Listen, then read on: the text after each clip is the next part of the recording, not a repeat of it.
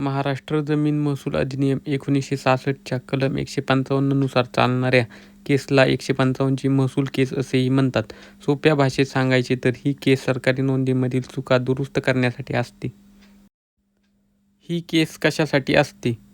7/12, 8 उतारा किंवा इतर कोणत्याही महसूल अभिलेखात जर काही लेखनदोष किंवा स्पष्ट चुका झाल्या असतील तर त्या दुरुस्त करण्यासाठी या कलमाचा वापर केला जातो.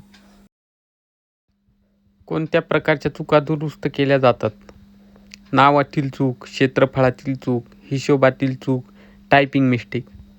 नावातील चूक, नावाचे स्पेलिंग चुकणे किंवा आडनाव चुकीचे लागणे.